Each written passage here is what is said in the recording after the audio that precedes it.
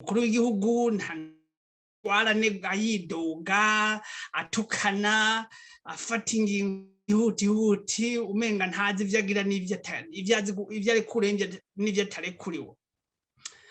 Agomba kumenya yuko umuprokireri canke umucamanza runaka arekuye umuntu ashobora kuba afise uburenganzira bwo kumurekura yisunze amategeko, kuko mu gihugu cacu uravye ingingo ya 40 y'ibwirizwa nshingiro umuntu azwi icaha aba yera gushika azocibwa urubanza. Uvuga yuko uwo muntu ntagomba kuja mu munyororo kire mu bihe bimwe bimwe usanga utegerezwa kumushira mu munyororo. Gufungwa rero sivyo bigomba kuza imbere, ahubwo kwidegenja kuza imbere.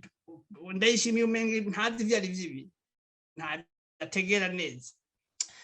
Iki kibazo cerekeye ubutungane rero agomba kucitondera, amenye yuko ubwa mbere ho n'umukuru w'igihugu kubera ko yivye amatora akoresheje ubutungane nyene, ntaba ari umukuru w'igihugu no musi.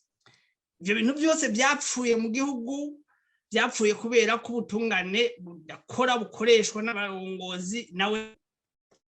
Rero ico twomuhanura nuko namba ashaka kuyobora igihugu nareke kukiyoboza imyidogo n'ibitutsi.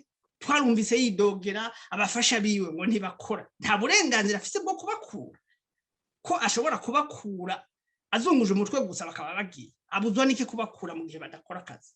Bamuhaye ku nguvu. Igihugu si wagitwara, nabibwira abantu. Hariho rero ingorane, kandi iyo ngorane irakomeye. Dufise ingorane kw'isonga ry'igihugu, aho witwa ko twari ico gihugu biboneka neza yuko nawe atwagwa n'abandi. Rimwe na rimwe gashavuka kamufata, mugabo bigaherera ngaho nyene. Usanga basubiye guhura na bamwe batwara igihugu, nabo bamutwara bamubwira bati tenyenyenze ntuzosubire.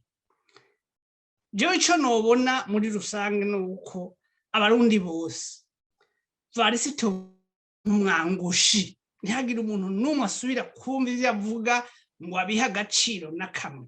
N'umwangushi w'umubeshi ashaka guhuruza abarundi, abasinzirize, abereke yuko ababa n'ibibazo bafise kandi atari vyo.